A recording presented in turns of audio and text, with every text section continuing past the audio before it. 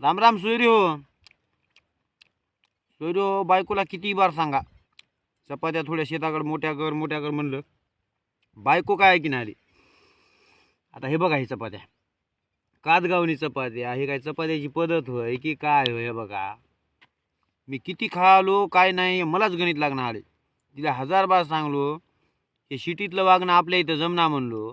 आपल्या इथं चांगल्या दबर दबर भाकरीवणी चपात्या करावं लागतात म्हणलो.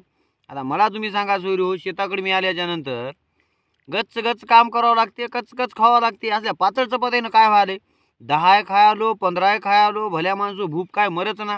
आता तुम्ही म्हणशा सोयरी हो, डायरेक्ट तुम्ही डब्यामध्येच भाजी आणली, भाजीमध्येच खायल्या, दुसऱ्या लोकांना काय ठेवता की नाही म्हणल्या. अहो काय सांगावं सोयरी हो, काम करून भूक लागली.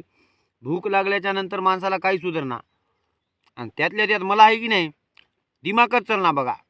पोटात भाकर गेली तर शेतातलं काम आठवते, नाही तर डायरेक्ट लांबच पडायचं काम आहे. वारंवार बायको बी सांगण्यानं ऐकी ना आली. आता तिला एक बार तिची कंबरच मोडावं लागते. तिच्या कमरेचं माकड हाड मोडलं तेव्हा तिला लक्षात येते. पातळच्या पातळ कादगावणी चपात्या, पीच पीच तेल. आपल्याला तेल जमना सोयरी हो, बगर तेलाच्या नंबर 1 रोगड्यावणी चपात्या केल्या तर खावं वाटते. आता तुमच्या घरी तुमची बायको कशी करते चपात्या कमेंटमध्ये नक्की सांगा. मया इथल्या आवतून तर मला उठून जायचं आणल्याच्या मग आईचं ताप कितीही सांगा ऐकीच ना आले.